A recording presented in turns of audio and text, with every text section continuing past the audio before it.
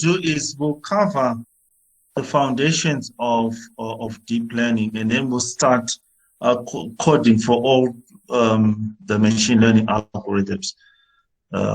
Yeah, because with that you have to know a bit about. You have to have some kind of background. Yeah. Okay. All right. So let's talk about foundations of deep learning.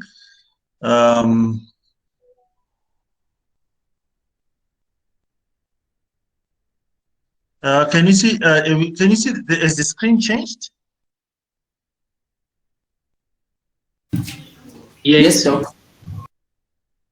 Yeah, it's changed now. You can see where it says agenda now. Yeah. Okay. Good. So if it's changed, Agenda. that's good. Yeah. So these are the foundations. So we'll look at what is deep learning, what is behind the deep learning revolution, deep learning terminology, deep neural networks, how deep neural networks learn, the power of deep neural networks, and then tomorrow. So after tomorrow is only coding. We won't be doing anything else besides coding. So probably this is the last type of theoretical background. So everything else will just be coding. So then we'll do introduction to deep learning with TensorFlow, regression with deep learning with TensorFlow. We'll look at deep learning for classification, and we'll look at the TensorFlow Keras API. So if you recall, deep learning is actually part of machine learning, but it's a subset of machine learning in which multi-layered neural networks learn from vast amounts of data. And remember, we spoke about intelligence, that is the capacity to learn and solve problems. In particular, the ability to solve novel problems, the ability to act rationally, the ability to act like humans. So, and then we spoke about that artificial, what is AI? I won't go into that. And then we spoke about that the idea behind artificial intelligence is the reference point is the architecture of the brain. It's not a one-to-one mapping, but the idea is to use the brain as a reference point to be able to then create AI, look at the similarities, and then try and mimic what the brain actually does, right? And then we looked at that deep learning and AI I used interchangeably, and that artificial what they call AI now is actually deep learning. All the success that we see now is coming from deep learning. And we said AI is the key to the fourth industrial revolution, and deep learning is actually the key. So all the success that we see now with self-driving cars, we looked at reinforcement learning.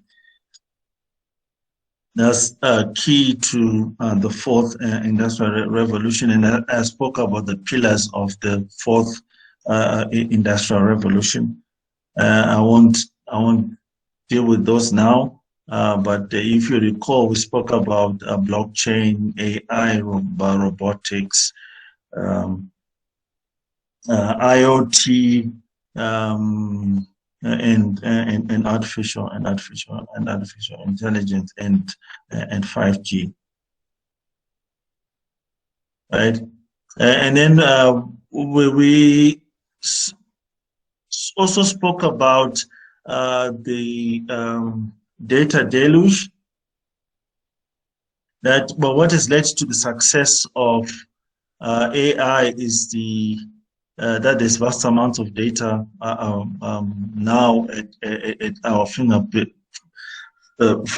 and we generate quite a lot of data. And deep learning requires a lots and lots of data. And the thing that is peculiar about deep learning, which is different from all the other machine learning, traditional machine learning algorithms, or any other type of analytics technique, is that with deep learning, the more, with deep neural networks or deep learning, the more data you give it, right, the better it gets, right? So if you compare with any other statistical technique or actuarial technique or whatever type of technique it is, the performance will always plateau, right? With deep neural networks, it always gets better as you give it more data. So part of the success of AI is because of the vast amount of data which are available, and it's getting better and better as more data is available, right? And part of the deep learning revolution is computational power. Right? We looked at GPUs and CPUs and TPUs. So when those were purposed now for number crunching, the training process, because GPUs and TPUs can crunch a huge amount of data as compared to a CPU. That has also led to the ability of processing huge amounts of data, right? So meaning that you can now, whatever. So if it took 10 days to run a machine learning algorithm, now it takes a couple of minutes to run it on a GPU. So computational access to computational power has also led to the explosion of artificial intelligence. So deep learning. So deep learning. We said we're interested in the computational building block of the brain, right? If the foundation is the brain, we have to then look at what is the building block of the brain. So the building block of the brain are obviously neurons, right? So this is what a neuron looks like, right? So a neuron is the things that are sticking out that look like branches are called dendrites, and then it has got a cell body or a soma. And the things that you see in yellow that connect to the cell body are called the axon. And then the axon has got the thing that is in red that looks like a tail is called the axon terminal. So what happens is the brain, the brain is composed of many neurons. So these neurons interconnect to each other, right? So it passes on information from one neuron to the next neuron through a process what is called neurotransmission. So it fires an electrical signal, which is called a neurotransmission, right? So what happens is the cell body reaches a particular threshold, and when that particular threshold is reached, it then fires an electrical signal, which then passes through the axon and goes on to the axon terminal, and then it then goes on to the dendrite of the next neuron, right? So your brain has got 100 billion neurons, and the connection between your brain and your the connection between a neuron between two neurons is called a synaptic connection, right? So your brain has got 100 billion trillion synaptic connections, right?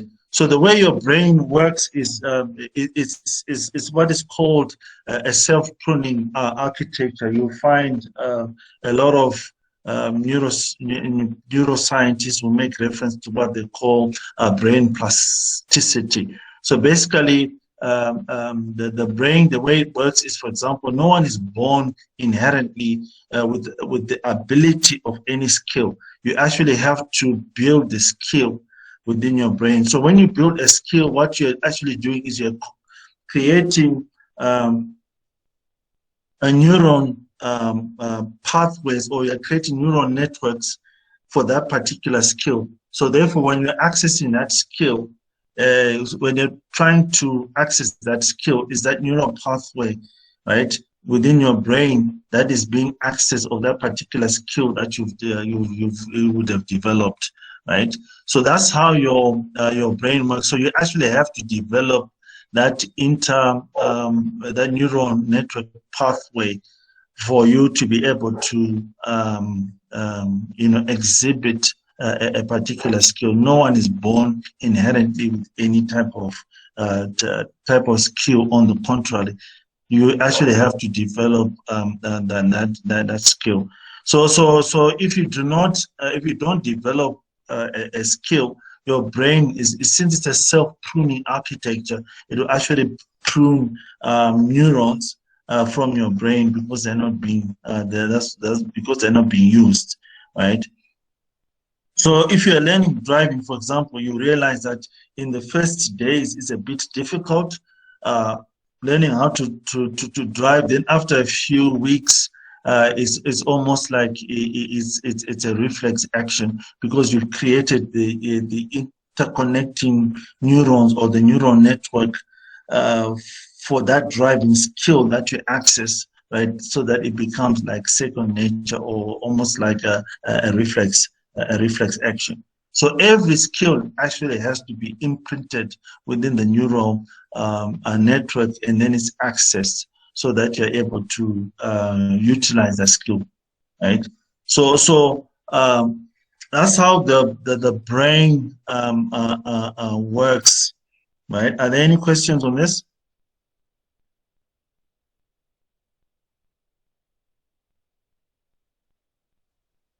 Hello, guys. Are there any questions on this? You can still see the screen, right? Yes, Doc.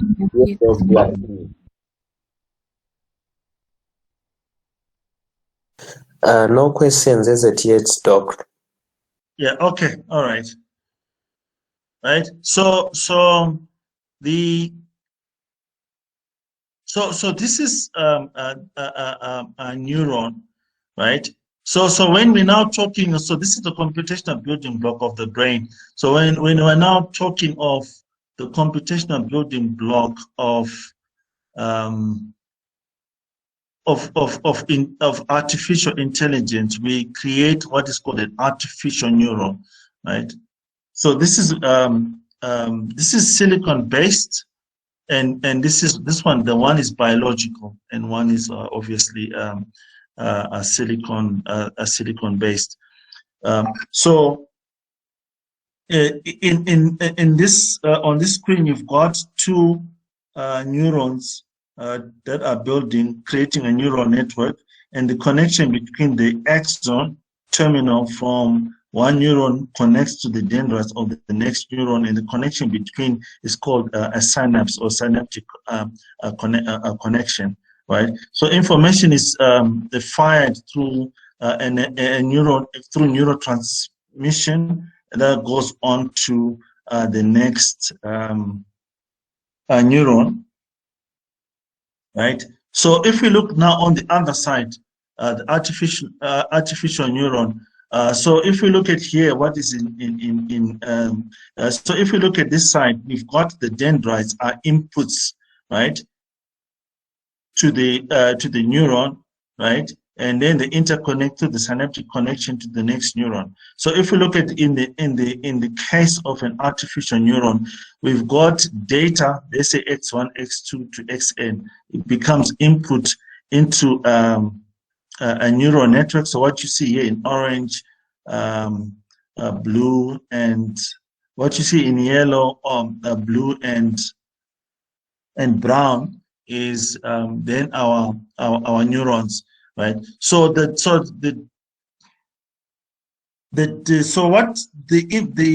in terms of artificial neurons, the layers that are between the input and the output are called hidden layers, right?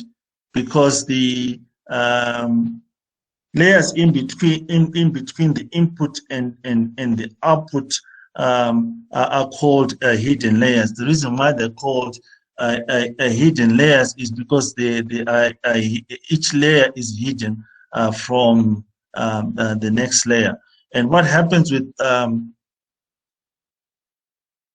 artificial neurons is each neuron connects to every other neuron in the next layer. So this neuron connects to this one, it connects to this one, it connects to this one. So it is what we call a dense architecture, because every neuron connects to every other neuron in the next layer. So this one connects to this one, it connects to this one, it then connects to this one connects to this one, connects to this one, it connects to this one, it connects to that one, right? So with artificial neurons, they're what we call dense architectures, because every neuron connects to every other neuron in the next layer. Your brain is what we call a sparse architecture, because every neuron doesn't connect to every other neuron in the next one next to it, right? Yeah. So that's the inspiration behind artificial neurons. Is actually based on real neurons. So if we, are there any questions on this?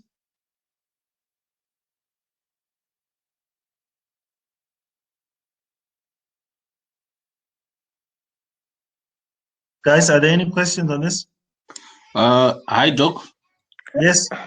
Maybe out of interest, why are those neurons in the same level not speaking to each other? Let's say the ones in blue, you would notice that they are not speaking to each other. Is there a specific reason as to why they are not speaking to each other? Like you see that the orange are speaking, the orange one is going to the blues, to every blue, but the blues, there is no interdependency between them.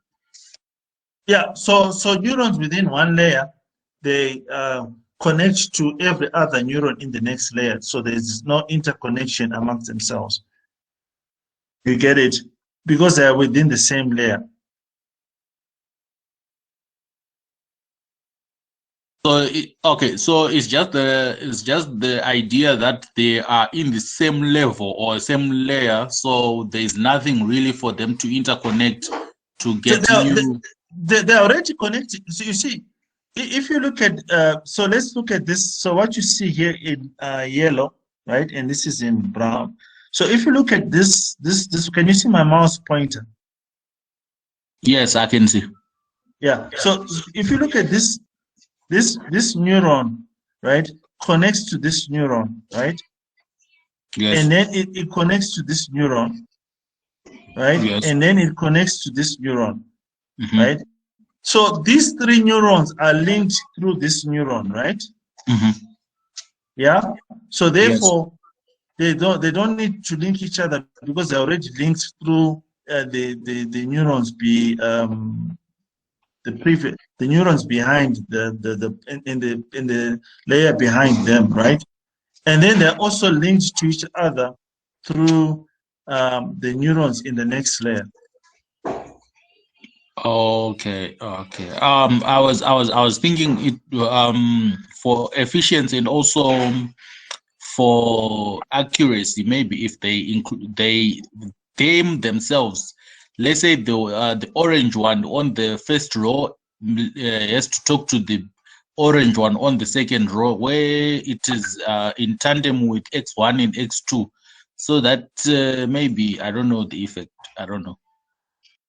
Yeah. So the way these hidden layers work is they are connected to each other, right? So these three through the inputs that are coming from the previous layer and going on to the next layer. Since X, so for example, since X1 is connected to this one, to this neuron, is also connected to this one, is also connected. So we've got 3 neurons connected to X1. Then we've got these 3 neurons connected to X2 and 3 neurons connected to Xn and so on. So they're already connected to each other through these other inputs. Is that making sense? Yeah, making sense now. Yeah.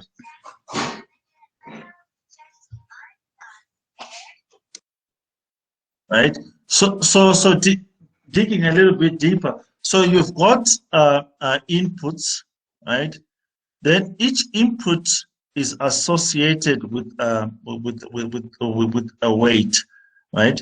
So each input is associated with a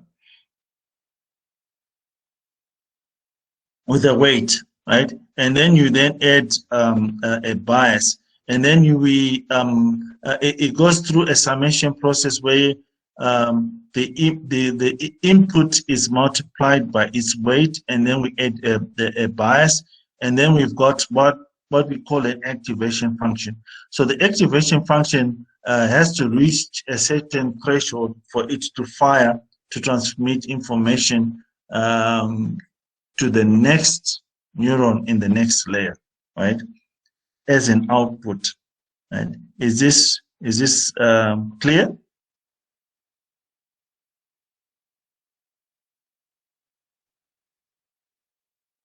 Yes, Doc. Come again, Doc, on that. Yeah. So each. All right. Let me start the.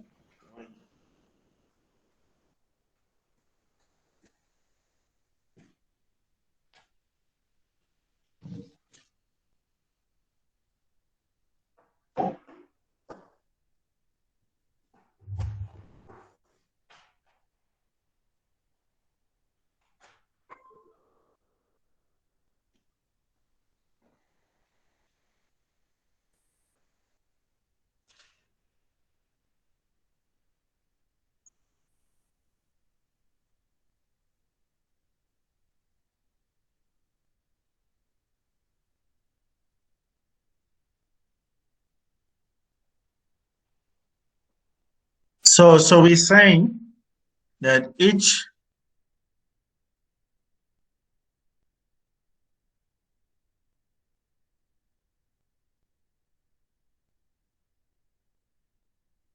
we've got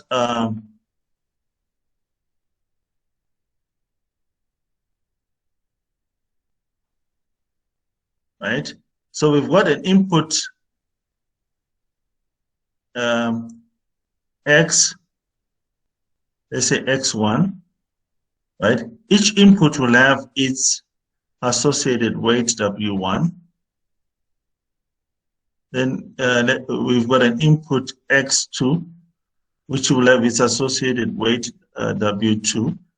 Then we've got an input X3, which will have its associated weight W3, and then and so on. Then we've got Xn, which will have its associated weight Wn, and then we add a bias term B, and then we then sum here. So what we do here, we multiply the input multiplied by its weight plus the bias. So this is summed. So here there's summation that goes on, and then it goes through the activation function, right? So the activation function determines when the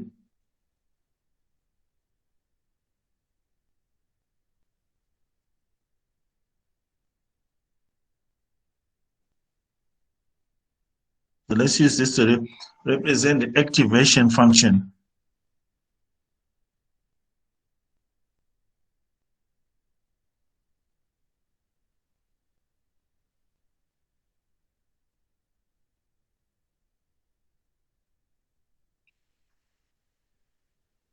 So the activation function determines when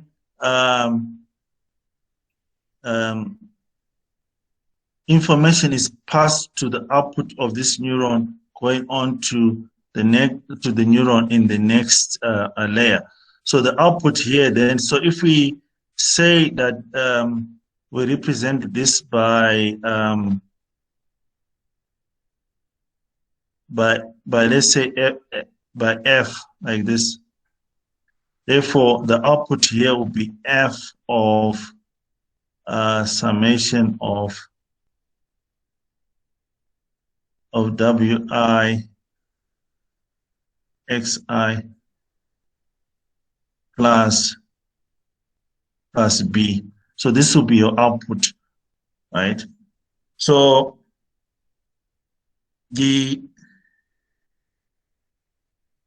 activation function determines when information passes to the output. So a threshold has to be reached, and then it fires, right? And then we've got a bias term. So let's look at why you need a bias term. Well, why do we need a bias term? So if we consider, for example, that we're trying to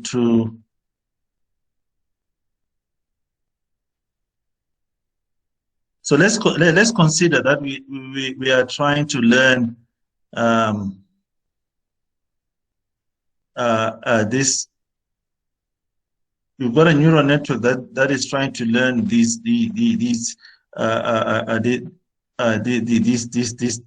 data points, right?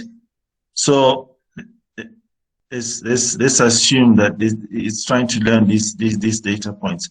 So if we don't have a bias term, what that means is whatever we learning, right? Our best line of fit can only be passing through the origin, or we pass it through the origin here, right?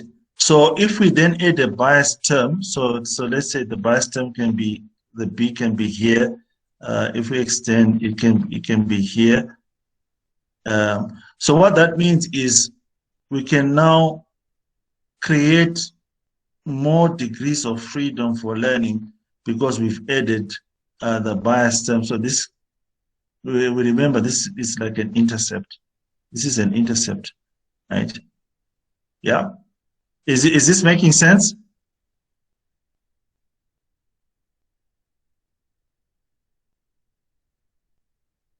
Yes, Doc. Yeah. So the bias adds degrees of freedom for learning.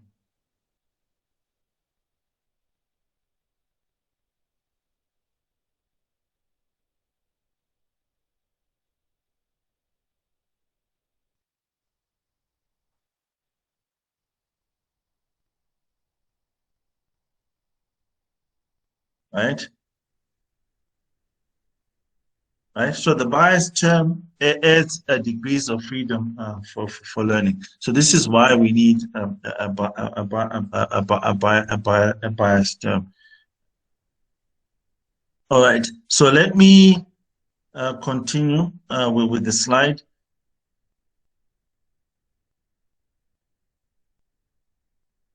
Right. You can see. So we understand what the activation function is now. Yeah, so continuing on, right? So we spoke about a threshold has to be reached for the activation function to fire, so that it transmits information to the next neuron, right? So it looks like this.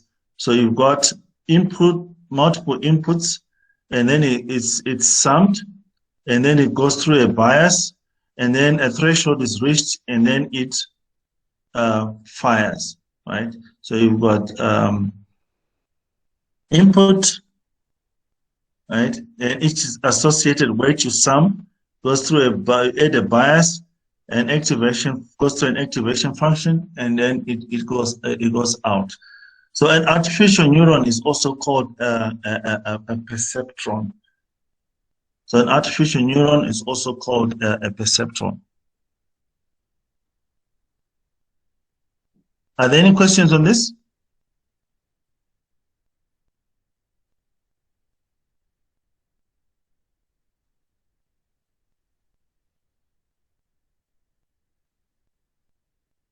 Hi guys, are there any questions? Not yet, Doc. Right. So this is what so if we look at an artificial neural network, right? Sorry, so, Doctor. Yes. I was just wondering the bias factor. The bias factor, are we always given, or there's a way in how do we get that bias to say how because you want it to learn or you want to increase the learning area. So how do we calculate that bias? Is it always given? And if it's given, how do they get that? Yeah. So we'll look at how that bias term is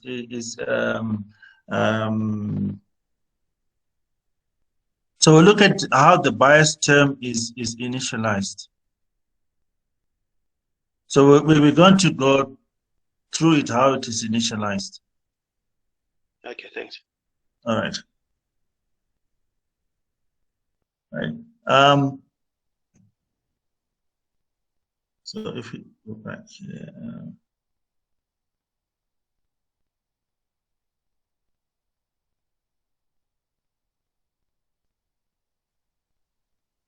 Yeah. So we said every neuron connects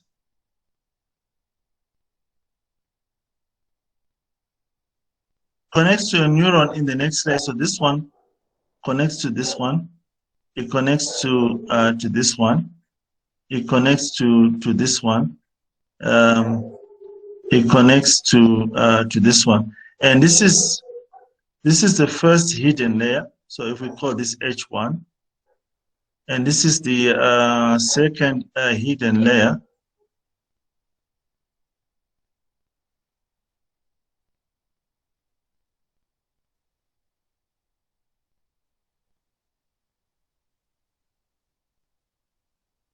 Right, and we can call this H2, and this is the output. So every neuron connects to every other neuron in the next layer. So we said this is called a dense architecture, right? It's called a dense architecture. And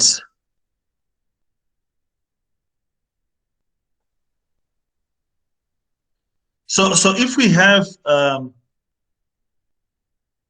if we have an instance where we've got an input, for example, we've got an input here,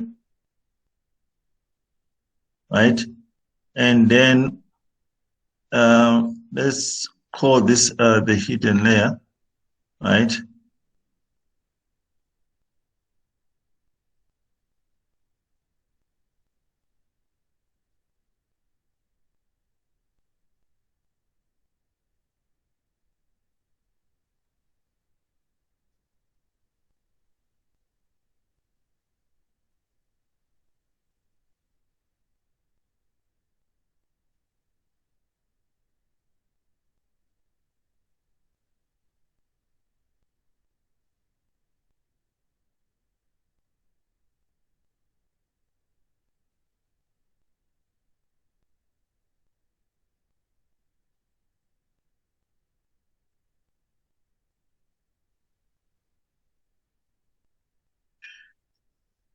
So if we only have one hidden layer, right?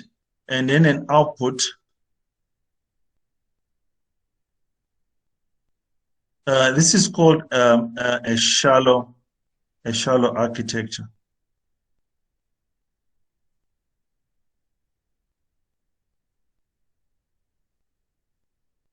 Right?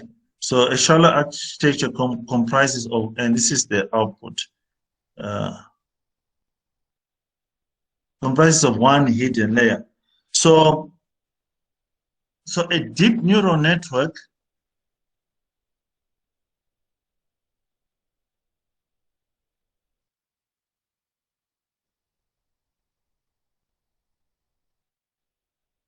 comprises of a minimum of 2 hidden layers.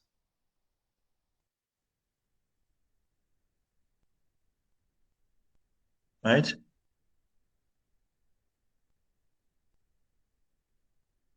Right? So a deep neural network comprises of at least 2 hidden layers, right? And the process of training a deep neural network how to learn is what is then referred to as deep learning. Right? Are we clear on this?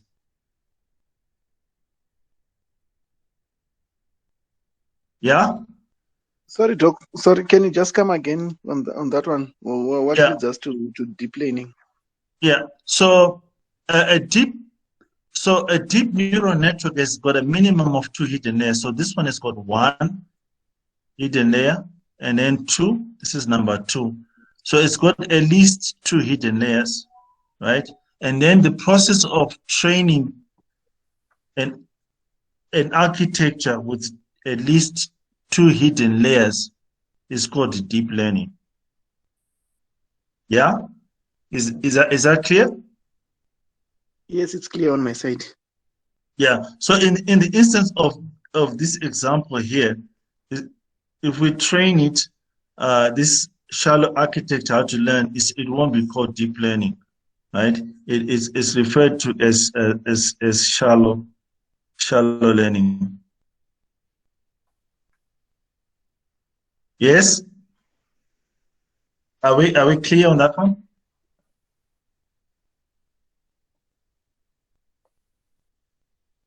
Hello, Doc. Yes. Yes, Doc. What we call deep learning is when we have at least 2 hidden layers and above. While we have 1 hidden layer, we call it shallow learning. Maybe you may confirm on that one. Yes, that's correct. So deep learning is you're training a deep neural network. For it to be deep, it has to have at least 2 hidden layers.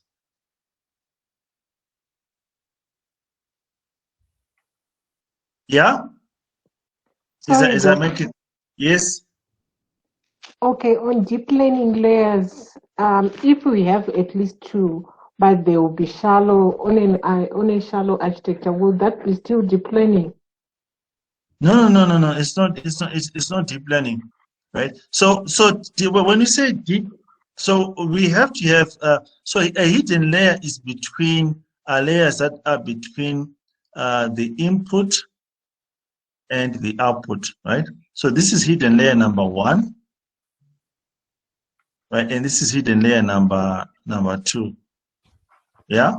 So this is the hidden layer. This is the hidden layer, and that is the hidden layer. Yeah. So in this instance, we've got 2, right? So therefore, it's a deep neural network because it has to have at least 2. In this instance, with this one, it's got 1 hidden layer because this is the output and this is the input. Yeah. So we can say this is x1, x2, and x3, right? Yes? Come on, guys, you're awfully quiet. Is that making sense? It is. Yes, Doc, Yes, it is. good sense. Yes, Doc, it's making sense.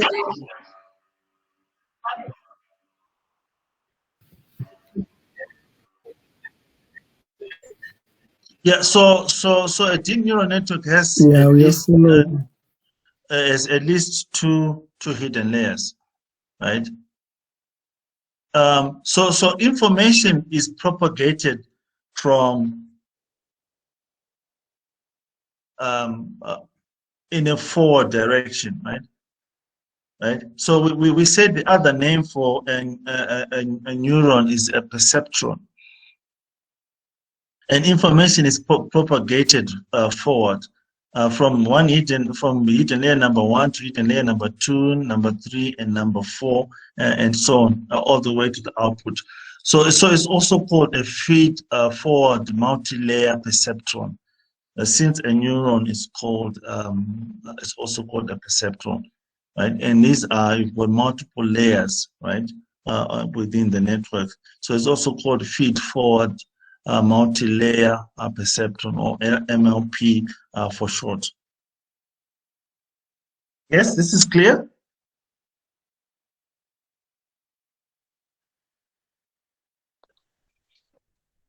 Clear.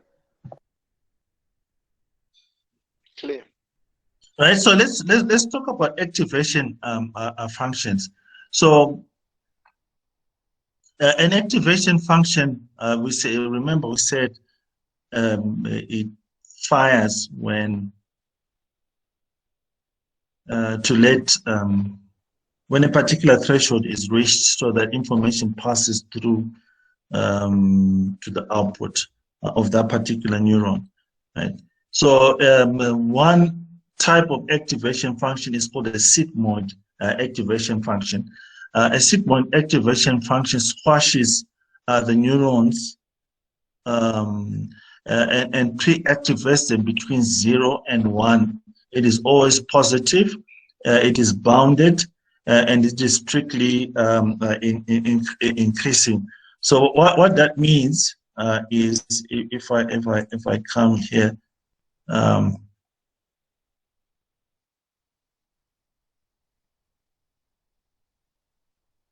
right? So you can see here a threshold of 1 will be reached, or here a threshold of 0 will be reached. So it means it's got either a maximum value of or a minimum value of 0 and a maximum value of 1. So what that simply means is, if we've got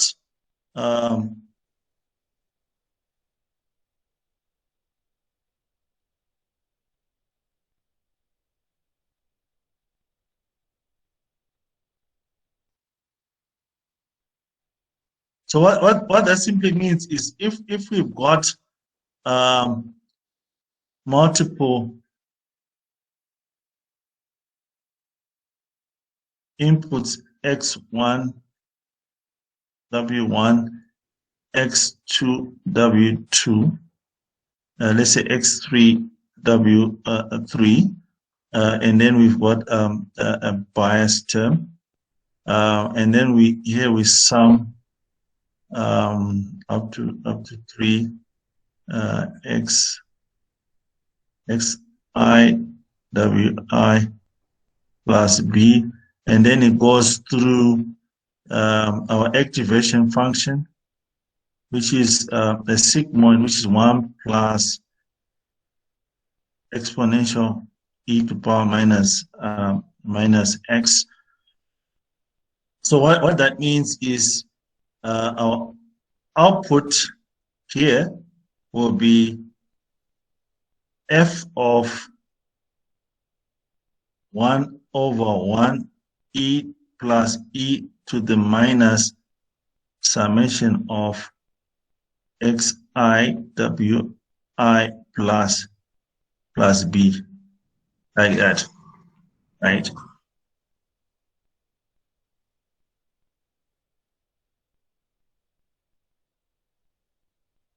Right, so which is equal to 1 over 1 plus whatever e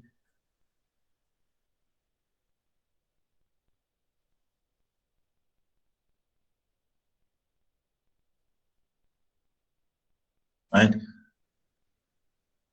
So what that simply means is for information then to pass through a threshold of either 1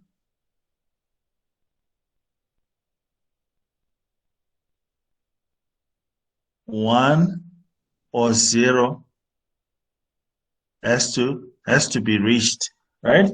So what that means is, right, if I want to, for example,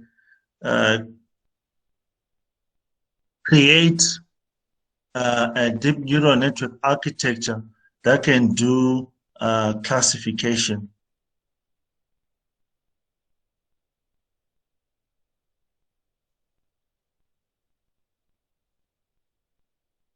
Right? I want to distinguish a dog and a cat, right? So in this instance, I've got two things that I want to classify a dog or cat. So I can say a cat is 0 and a dog is 1, right? Yeah? So then I can use a sigmoid function as the activation function to be able to then do the classification, right? So so let's say, for example, I wanted to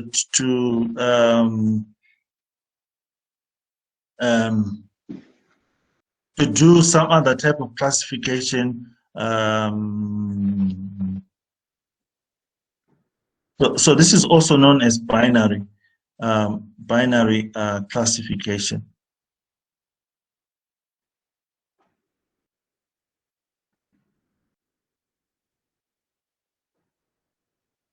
Right? This is also known as binary classification. So anything that you want to distinguish, where you've got two classes, right? So I can have, for example,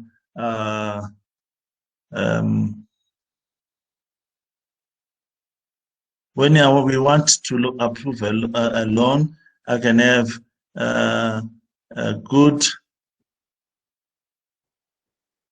credit and bad credit rating, right? And then we can then assign this to a 1 and this a 0, and then we're then able to classify between a good credit and bad credit for loans. So this is also referred to as logistic. Also, this is referred as logistic regression. Right? Are we clear on this one? Yeah, yes, Doc. Yeah. Yeah. So one of the activation function is a sigmoid function, right? And this is the formula for a sigmoid function. It's got a pre-activation between 0 and 1. Right? It fires when it either reaches 1 or 0. Then the other activation function is a hyperbolic a tangent, or TAR, or called TAR for short. So it squashes the neurons between -1 and 1, right? So it squashes the neurons between -1 and 1. So what also that means is a hyperbolic tangent is able to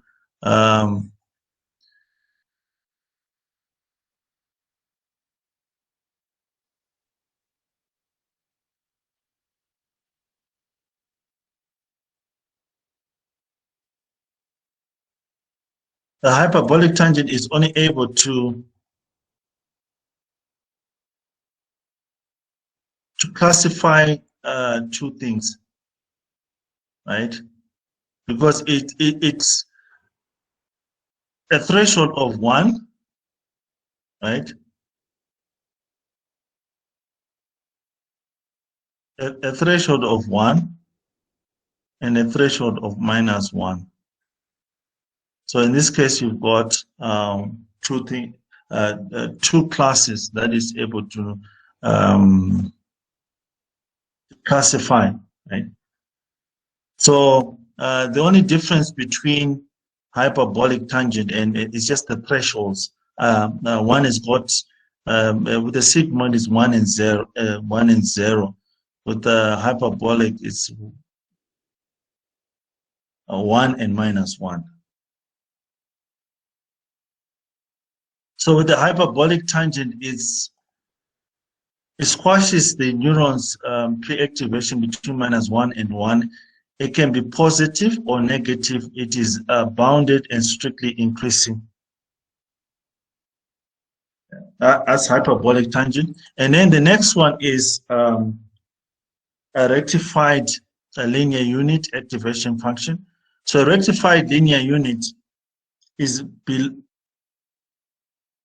bounded below by 0 and always non-negative, and can be positive or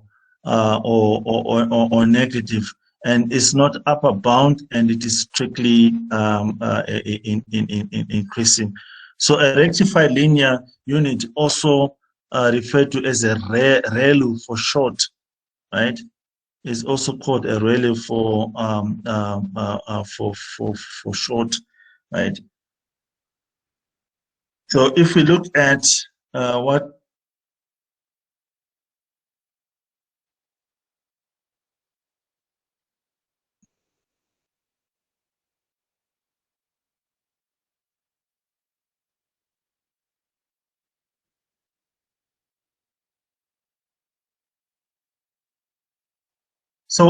that simply means is for a rectified linear unit,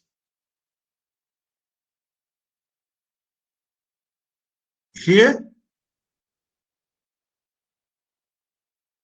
in this region it is 0, and here it is strictly increasing, which then is represented by this part, right? And here the function is non-differentiable.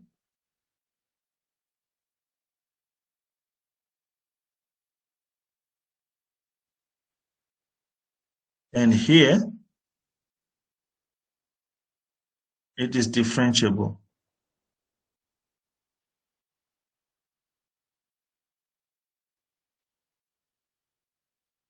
A differentiable, we're talking about it's got a gradient delta y over delta x, right? That's what we mean, right? It is differentiable. In this region, it is differentiable. So it is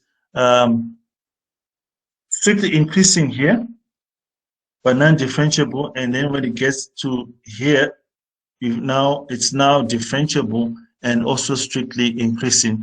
So a rectified linear unit is has got a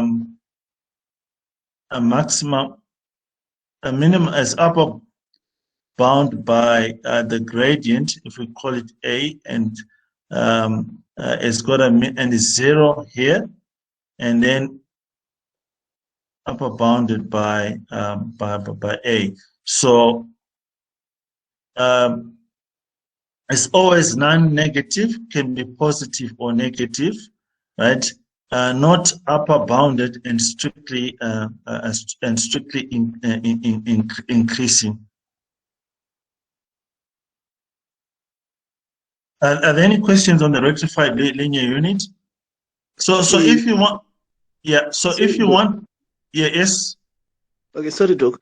I wanted to maybe a bit of clarification on the first 2 statements on the rectified linear regression, where you're saying bounded rectified linear unit. Yes, where you are, or the slide where you are right now.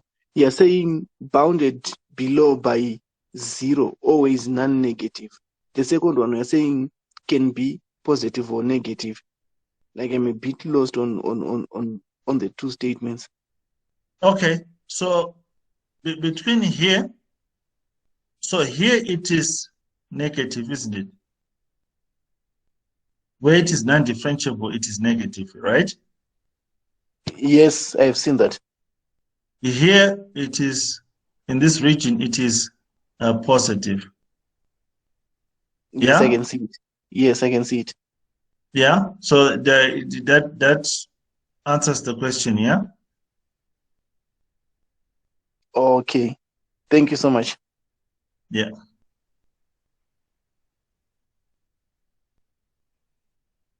Yeah, it can be positive or negative, right? You get it? Not upper bounded, meaning that it does not have a maximum upper bound limit, and it is strictly increasing, right? It is strictly increasing, right? So what that means is if you're doing linear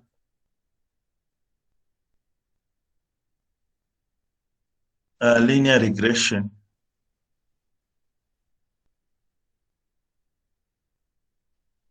you use ReLU as your activation function for your output layer, right? Is this clear?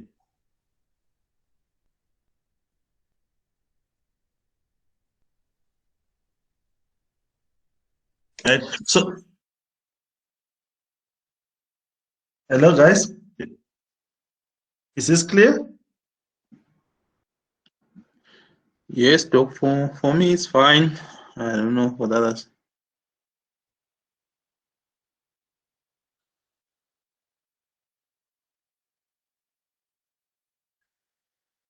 All right. So if we look at now activation functions, they're quite a number. There's identity, sigmoid, arctan, ReLU, CeLU,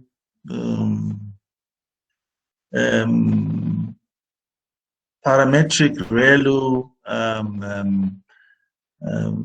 bipolar ReLU, square, nonlinear, and so on and so on. So there's so many activation functions. So what determines what type of activation function you use is the type of problem you're solving, right? Are we clear on that one? So we look at it when we're actually doing the coding.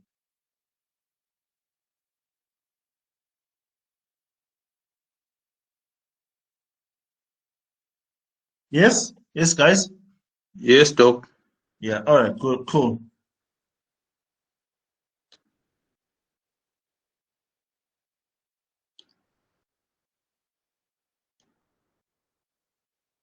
Okay, all right. So the reason why, I mean, without getting into too much detail, the reason why we need activation function is because we want to be able to create the process of learning, right, for a particular type of problem, whether it's classification or regression. And for us to be able to do that, it means we look for a type of activation function which suits the particular problem that we're trying to solve. So if it is a classification problem, we use a sigmoid function which allows us to be able to distinguish two things, right? Whether it's if for binary classification, whether it's either 1 or 0, and then we'll talk about multi-classification later. So I'll skip this because it's only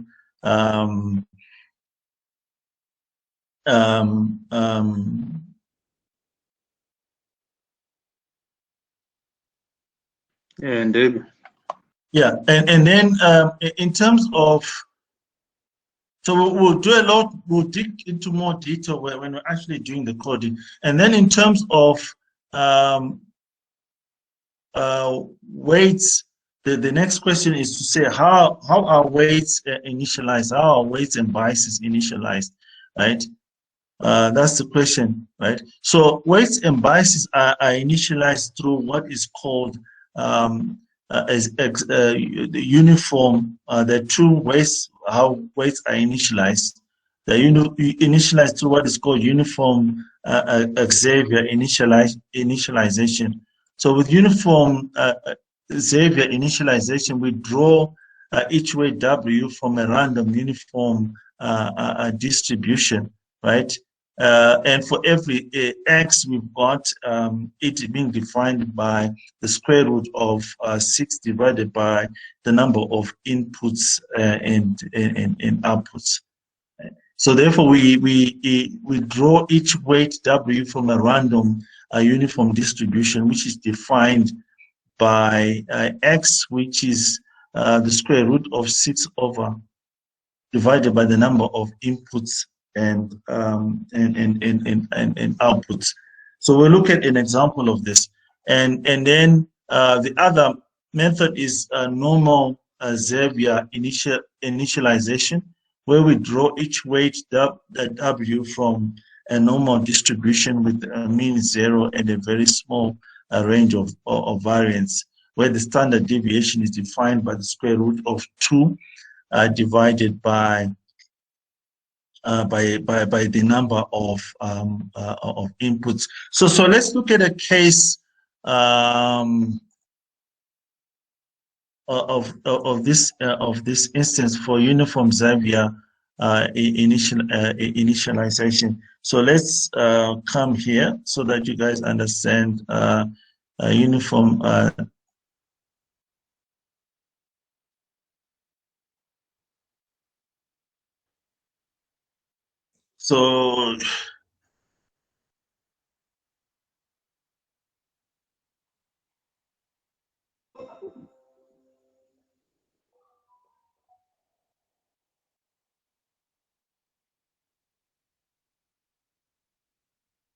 So we draw the values of W, right? So let's say, for example, so here the key is that we look at the inputs and outputs, right?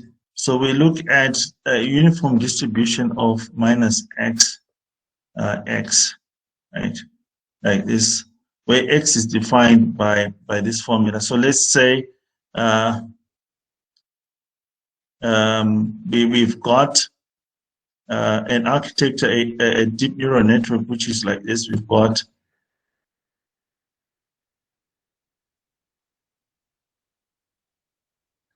so this is hidden layer number 1, hidden layer number 2, and we've got a single output,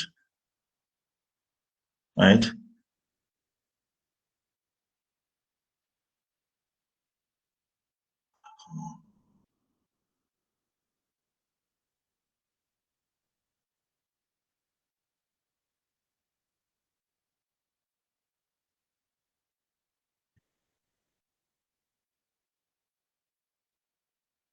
And we've got 1, 2, 3, 4 inputs. Let's say x1, x2, x3, and x4.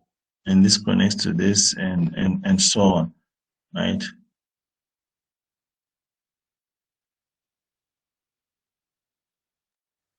Right? So in terms of inputs, here we've got 4 inputs. In terms of output, we've got 1 output, right?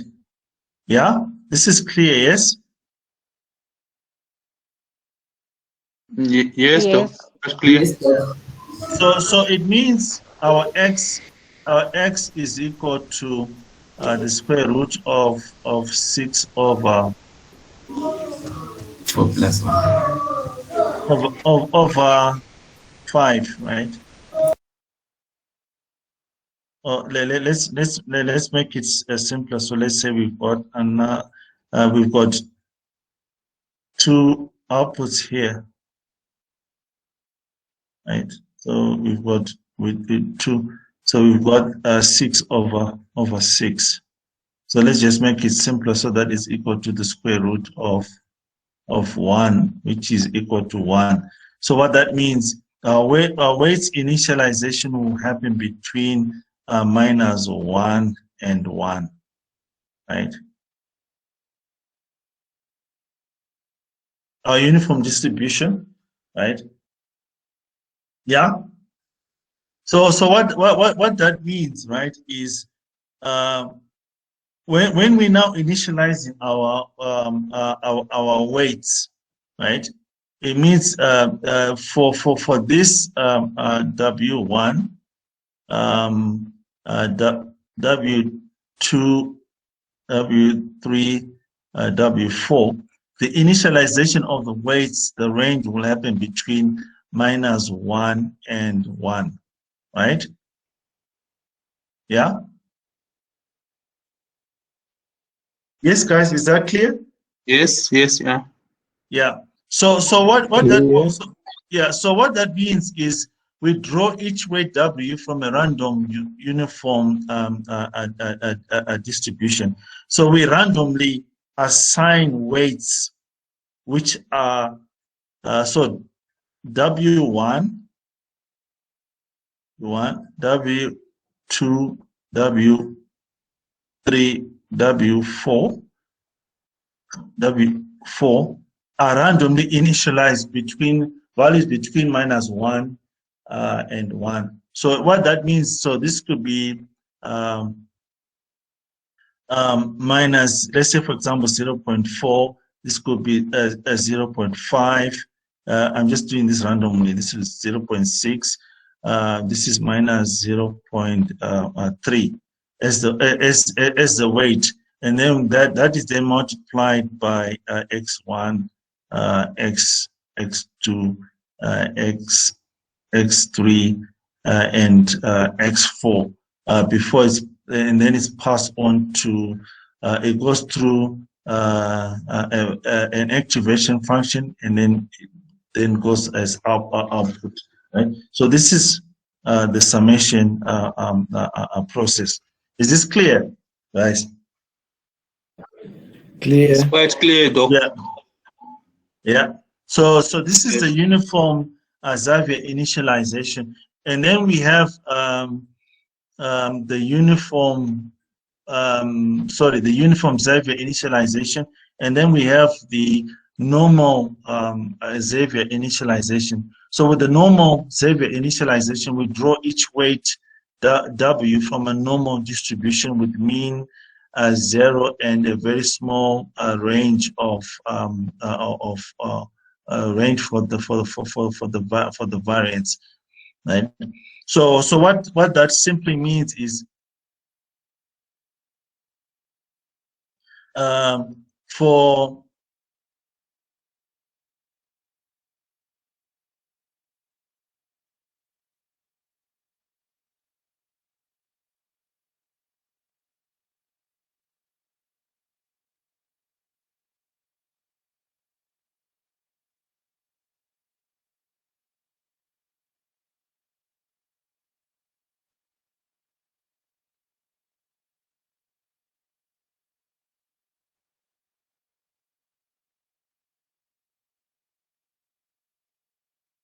for normal Xavier initialization,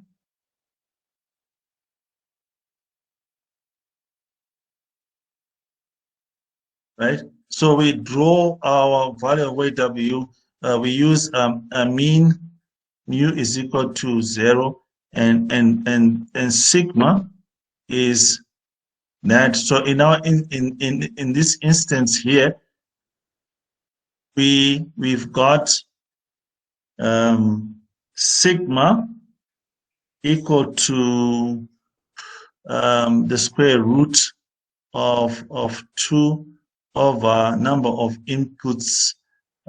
In this instance is 4 plus 2, which is equal to, so sigma is equal to the square root of 2 over 6, which is equal to 1 or square root of 1 over 3, which is equal to 1 over square root of 3. So this is the value of sigma. So therefore what that means is we draw the value of between 0 and 1 over square root of 3. Yeah, is that clear?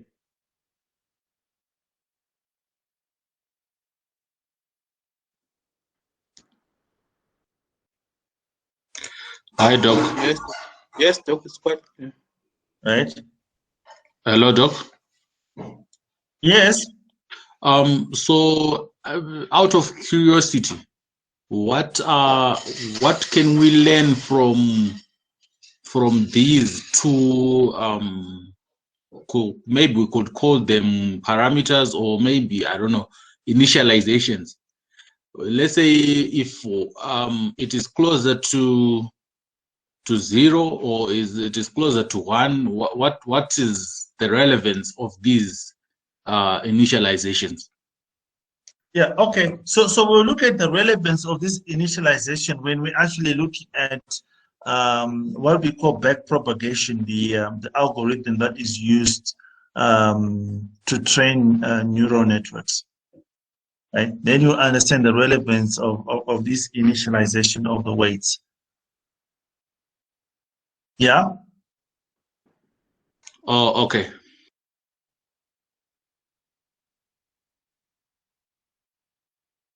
So if we've got a normal distribution with a mean of 0, what does that mean?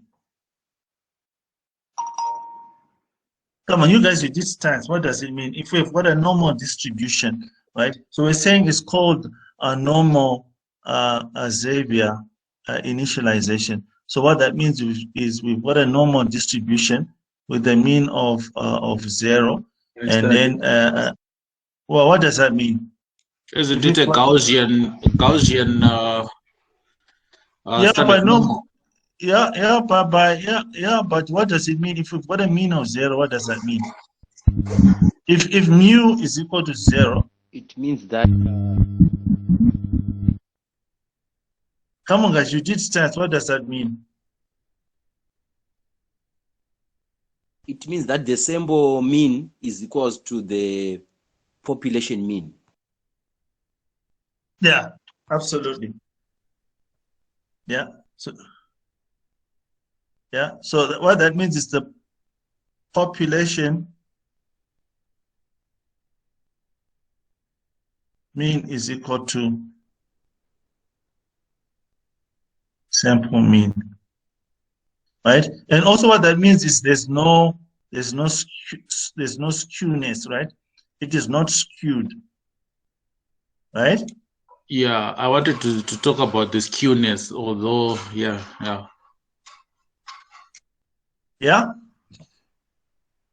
That is clear, yes? Yes, clear, Doc, yes.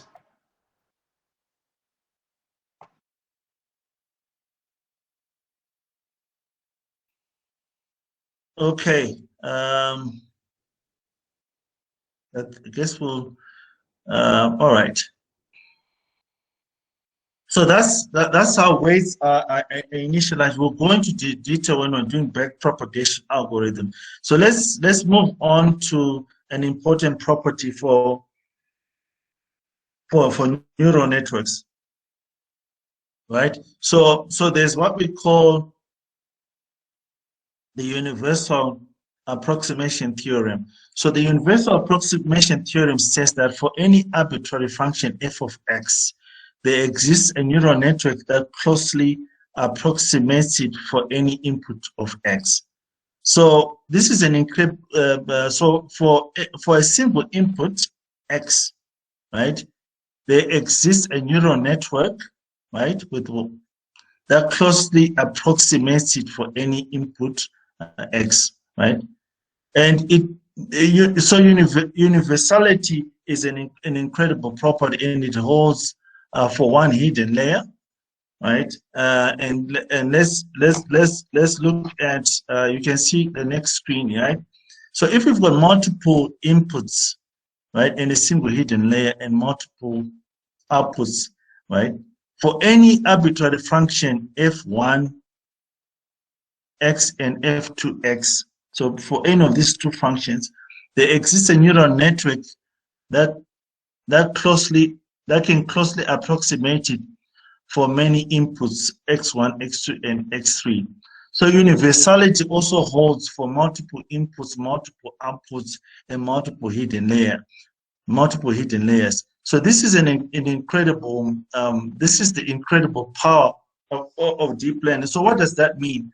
So what that simply means is, with neural networks, right? With deep deep neural networks, you can approximate anything, right? So you can approximate a human driver. You can approximate someone playing a game. You can approximate a doctor diagnosing a disease. You can closely approximate anything, right?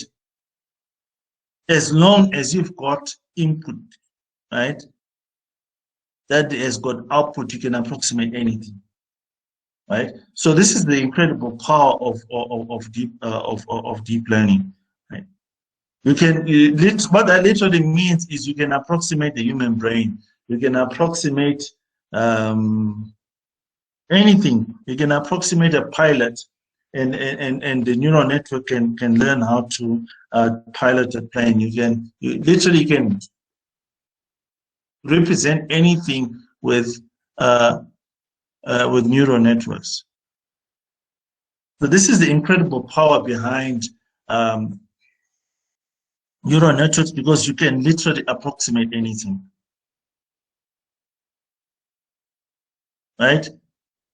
So what that means is, when it comes to data analytics, you can use neural networks or deep neural networks for analytics, for descriptive, right? For diagnostic, for discovery, predictive, prescriptive, and cognitive analytics, right? You can use deep neural networks for reinforcement learning, unsupervised learning, semi-supervised learning, supervised learning. They are based because of this property of universality and ability to approximate anything, right? Which makes it incredible, right? So what that means is, if you learn deep learning, you would have learned all machine learning, right? Right? You get it, yes? Because of this property. So it means with that, you can do supervised, semi-supervised, unsupervised, and reinforcement learning.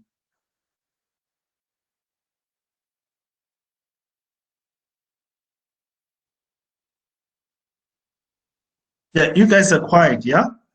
So, Doc, so is it safe to say that if one learns and understands deep learning concepts, then this is the mother of all other machine learning techniques that are available? Yeah, that's Doshi Baba, Shishi Baba of the Babas, right? If you wanna use that terminology, right? So if you learn deep learning, it means you don't need to worry about machine learning, because it means you don't have to worry about all of these other algorithms. It is universal, right? It means within deep learning, you can do everything else, right? In machine learning, in data analytics. So it means any type of analytics you want to do, right? Whether it's regression, whether it's whatever it is, it can be done with deep learning because of that universality property.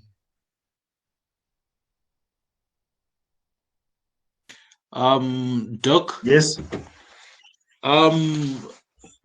Let's say in this course, are we going to look at optimization? Let's say if, in terms of let's say I'm just thinking of an example that would actually ask what I want to know. Okay, yes. So let's say we are in a manufacturing company that is manufacturing, let's say, shoes, and want to reduce our costs, and we have these variables that we are looking at, our cost variables that may be our labor, our electricity, and whatever. So then we want to see at what point are we going to make the maximum profit out of these variables. Are we going to look at something similar? Yeah, absolutely. So what Well, when we say universal, what does it mean? It means anything, right? So it means you can use it.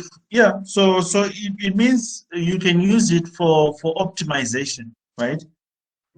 So it can be an optimization function, right? Okay. Yeah. So this is what we mean. So when we say universal approximation theorem, it means by universal it means anything, right? It can be optimization. It can be it can be evolutionary algorithms, right? Or genetic algorithms. It can be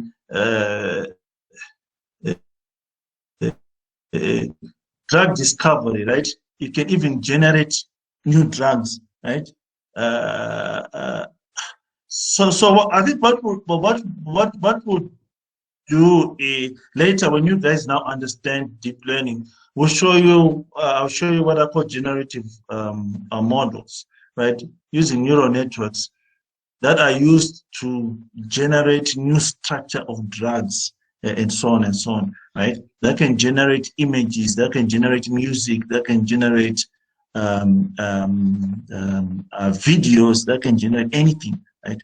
So what that simply means is you can generate videos, you can generate sound, you can generate images, you can do anything with these things. We'll show you examples of those.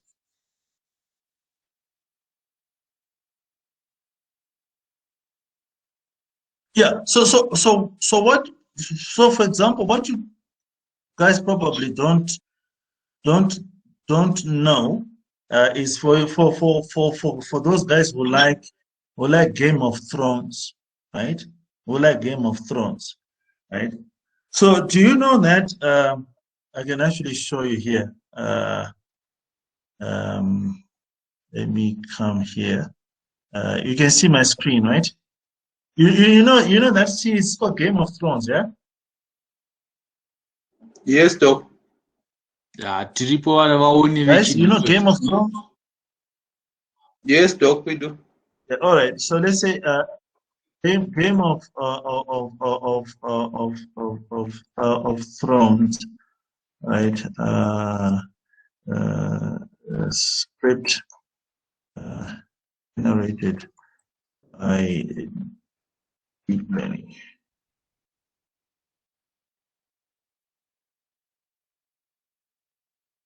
Right? Can you see? So if you look at Game of Thrones, I'm just showing you, right? So what they did with Game of Thrones, the first season was written by talented script writer, right? And then what they then did for the later episode, they gave it had enough data to learn what this writer was doing, and all of the subsequent series and episodes were generated by a deep neural network. So all of that stuff that you see was not actually written by a human, it was written by an AI. And you guys think there you go. That was written by an AI. Right? So this is why people now trying to you see the thing is there are so many in one series, there's so many in one season, there's so many episodes. And people wonder, how is it possible for this guy to write one good script after another and so successfully? It's impossible, right? For a human, right? So that you can write in each series has got about maybe 20 or 30 episodes, right? There you go. This is there. So it was generated by an AI. No wonder why the last season was so was so out of this world. Yeah, absolutely. And then you want to compete your SM Guido, which is written by your guys here, and you want to compete with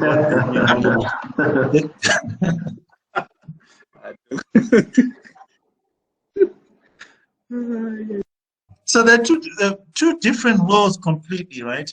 So anyway, what we'll do is we because of time, let's stop here so that we can continue. Otherwise, we'll end up flooding you with information. Then tomorrow we'll continue from where we left off, and then we'll just close this off, and then we'll start the coding tomorrow.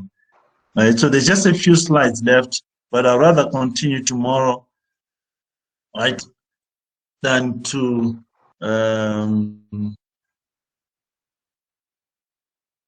to keep going, because we just have a few slides left.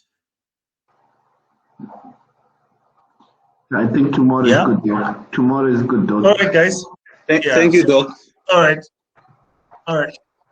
Thank you. Okay, thank you, Doc. Thank you.